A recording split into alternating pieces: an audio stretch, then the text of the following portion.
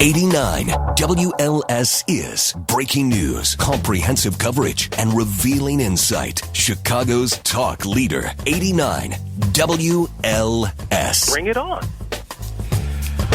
That's what I say. Bring it on. 9:37. I want to remind you, when you see news happening, call the 89 WLS News Tip Hotline. Help make 89 WLS the most plugged-in news department in Chicago. See it, say it. The WLS News Tip Hotline number is 312-236-0507. Joining us right now, somebody who had a front-page story in the Chicago Sun-Times, the Chicago Sun-Times political reporter, Natasha Korecki. Good morning, Natasha. Good morning. Natasha, as a competitor, I can tip my hat and say, man, have you been kicking butt all over on this story from the beginning? And today, your story, front page, Sun-Times exclusive, Jackson Jr. was tipped to the investigation before he ran off and later told us that he had bipolar disorder, right? Right. I think a lot of us are pretty cynical in Chicago by now, and I think this is sort of what we all kind of thought in the back of our heads, or in the front of our heads even. Right. But yeah, it's federal authorities are told me that they're certain that he got a tip about the probe beforehand. Who tipped him? It's unclear. It's not necessarily an inside source, though it does raise questions about whether that's a possibility. But my sources are saying that it's possible even that the subpoena went out to somebody, and then they said something to him. But obviously the main point here is that it appears that Jackson knew about this investigation before he disappeared from Congress. And of course, he never acknowledged this investigation until last week when he resigned. The day of his resignation, he acknowledged it for the first time. Well, it'd be hard to keep something like that a secret. If you got a subpoena and you know him, or you're in office that has all the records that they may be looking at, and you get a subpoena, you may talk to somebody, and next thing you know, especially somebody, Jesse Jackson Jr., that's a big name. I can see where people would talk and that would get back to him. Certainly. But what I found particularly interesting is in the Blagojevich investigation, there was some information that had surfaced sort of indicating that there was possibly a tip to Jackson then. Well, you mentioned that today in your story again. Yeah. And actually, I first wrote about it, and I did a book about Blagojevich, and I first wrote about it there. But yeah, we kind of go back to that today. It's interesting because it's, let's go back in time to, it's November 2008.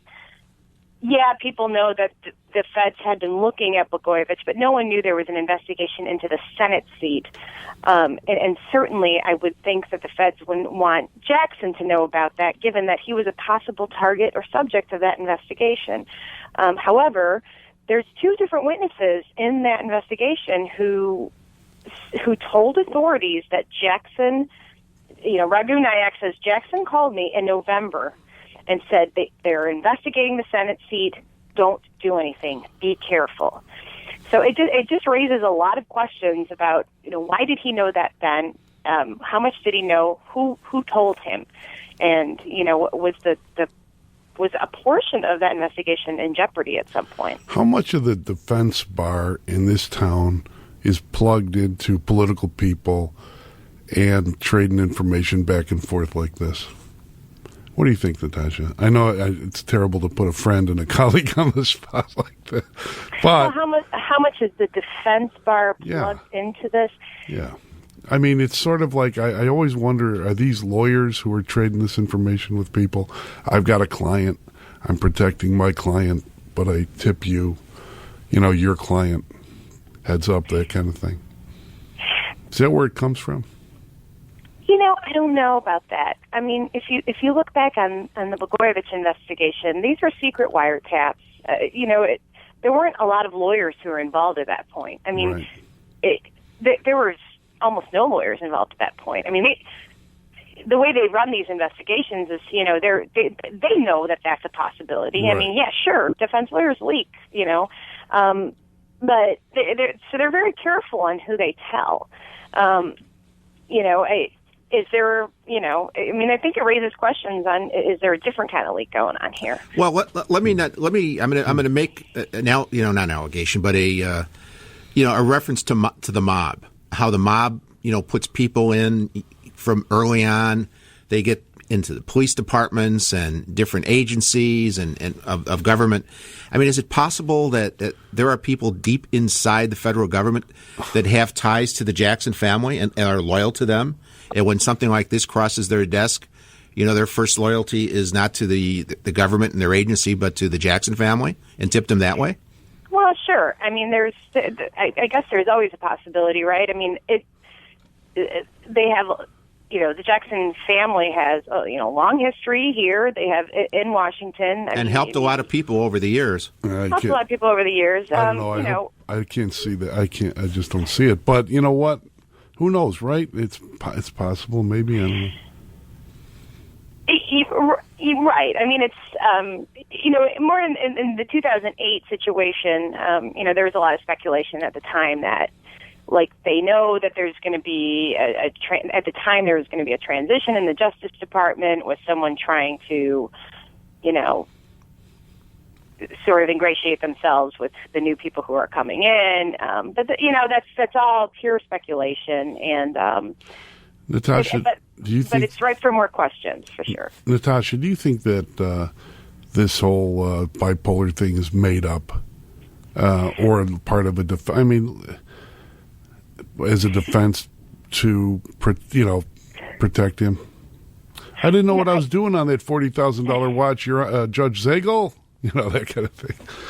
Well, it's obviously there's no way you can tell, and I think that's why a lot of reporters and a lot of the public has been very careful with this, because once you talk about a mental illness, you sort of have to step back a little bit, right? Right. And there is one thing that does seem to come up pretty often with him is when people talk about Jackson, even years ago. That he's very emotional. He's a very nervous guy. He's he would call people repeatedly. Would be very worried about things. He definitely had some character traits that indicated, something was going on there. So there's no way that I could ever say whether it's made up or not. But he certainly seemed like he had that he was battling with something. Well, we appreciate you taking a few minutes this morning, Natasha. Thank you. Thank you for being with us. You did a great job with this story, and you're on since the beginning. You're leading the way, and good luck and congratulations. Thanks, Ken. Okay, Natasha Korecki, Chicago Sun-Times political reporter. It's 9:45. Time for traffic on the 5. Turn to 89 WLS. Always for forecasts from America's most dependable, The Weather Channel. Every 10 minutes, mornings and afternoons on 89 WLS. And constant updates at WLSAM.com. Keyword storm. 9:51. We are back. We're back. Jake Hartford, John Cass, 89 WLS. Let's see what's on your mind. Dan in Montgomery, you've been holding on. What's on your mind this morning?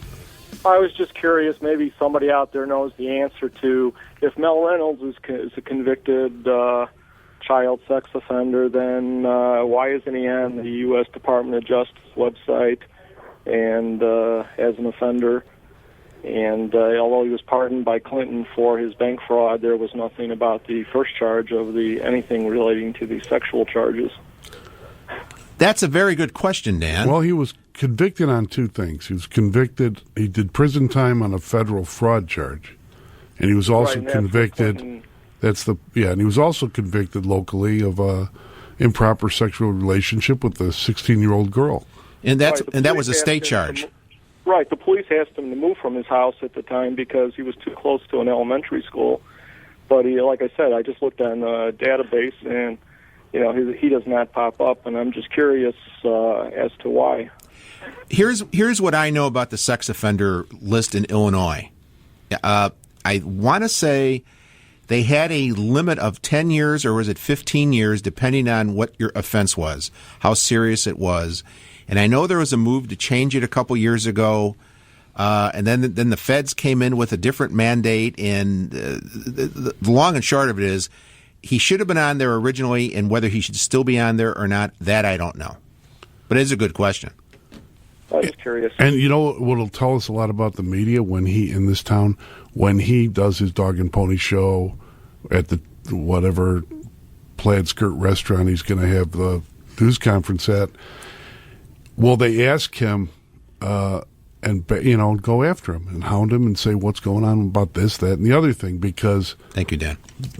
Dan brings up a good point. And how do you just let the guy play you without holding him to account? Bill on the Southwest side. Good morning, Bill. Good morning. Happy birthday, John. It's not my birthday, Bill. Anyway, does anybody find it suspicious at all that, if you talk to most people, they believe the Blago investigation was cut very short. There was allegations that the Jackson clan or representatives of the Jacksons attempted to purchase the Senate seat. That now that mysteriously leaks were made to Jesse Jackson way before anybody else, the investigation was going on. And then all of a sudden, Patrick Fitzgerald steps down and gets a nice little cush job in the private market. I mean, don't. I know everyone wants to hold Fitzgerald up to a high standard, but let's not forget that he never went after a Daley. He never went after a Madigan. And there was information in front of him that certainly he could have followed up that he never did. I don't know about that. I do know that he was climbing the ladder, and you know what? There were a lot of things that were almost at the end of the, what do they call that? It's the statute of limitations when he got into the office. So it's a larger question about who the guys are that these people want to pick, like Durbin and Kirk. Now they're going to pick the new U.S. attorney. And it looks like they're making a case for Lori Lightfoot. It'll be very interesting. But it was interesting that, I mean, even if Blagojevich did appoint whoever he was going to appoint, that necessarily wouldn't have been, ratified by the Senate like it had to be. So a lot of people say, why was that press conference that day? That just basically just shut down the entire investigation. There's several things that helped shut it down, including the report in the Tribune that one of Blagojevich's top people were wired. Yeah, but people knew they were wired for a long time. I don't think Blagojevich knew they were wired. Oh, he was in his own little world. 9:55, time for Traffic on the Fives right here with Dave Stewart. When you want Chicago's classic hits, turn to 94.7 WLS. For traffic and weather info, tune in to 890 AM WLS for traffic and weather first on the fives when you need it most. John and Jake right here on 89 WLS. One more hour to go. Who's a child molester?